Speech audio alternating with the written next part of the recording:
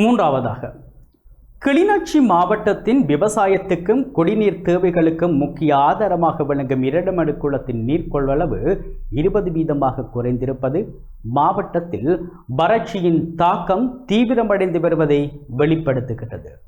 36 அடி கொள்ளளவை கொண்ட குளத்தின் நீர்மட்டம் தற்போது 19 அடியாக பதிவாகியுள்ளதாக மாவட்ட பிரதி நீர்ப்பாசன பணிப்பாளர் பிரகாஷ் தெரிவித்துள்ளார்.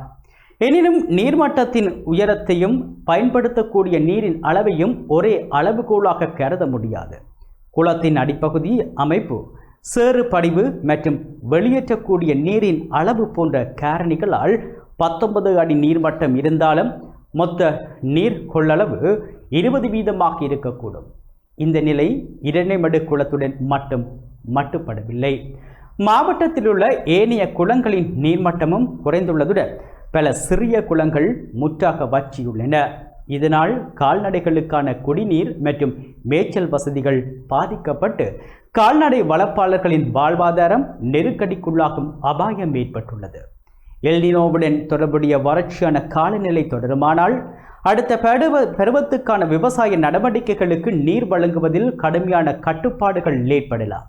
குறிப்பாக நெற்செய்கை உள்ளிட்ட அதிகளவு நீர் தேவைப்படும் பயிர்கள் பாதிக்கப்படுவதுடன் விவசாய உற்பத்தி குறைவு, வருமான இழப்பு மற்றும் உணவுப் பொருட்களின் விலை அதிகரிப்பு போன்ற தொடர் விளைவுகளும் உருவாகலாம்.